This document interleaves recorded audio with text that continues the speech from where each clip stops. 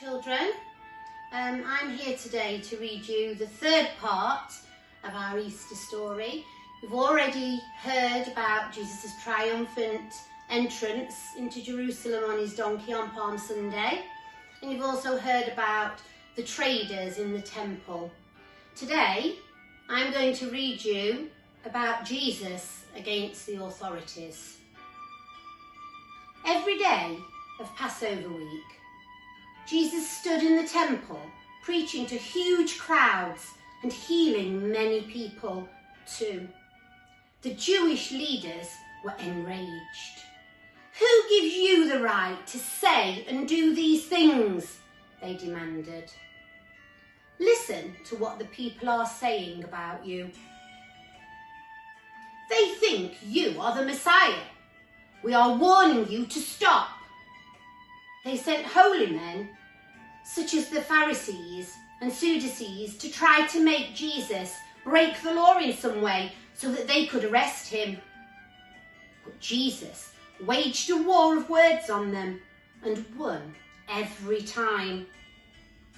"Holy men, such as the Pharisees, say that you should follow the rules of Moses," he told everyone one day.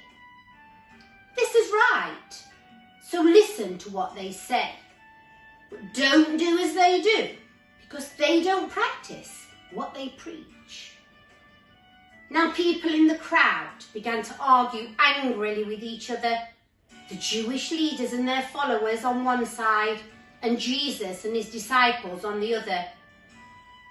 Jesus continued, "Everything the holy men do is for show. They say aloud long prayers in public so everyone can admire them. They wear fancy robes so they stand out in the crowd. They sit at the front of the synagogue and expect to be addressed as teacher.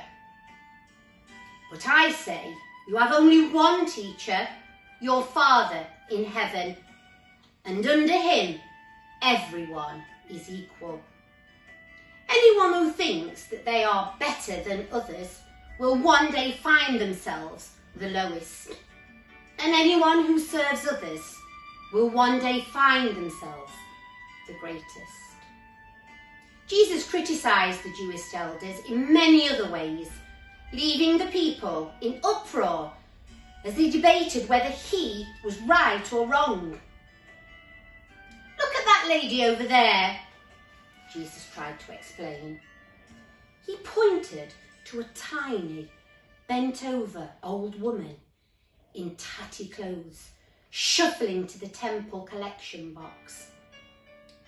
With gnarled, trembling fingers, she dropped in a couple of copper coins.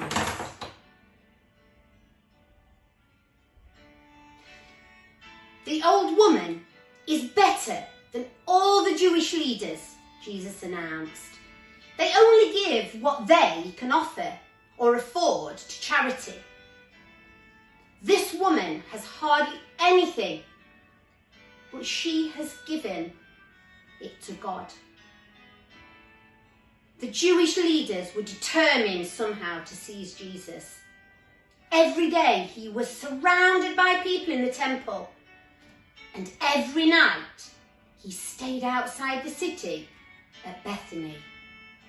Jesus was safe for now. And tomorrow you'll be hearing the very first part of the Last Supper that Jesus spent with his disciples.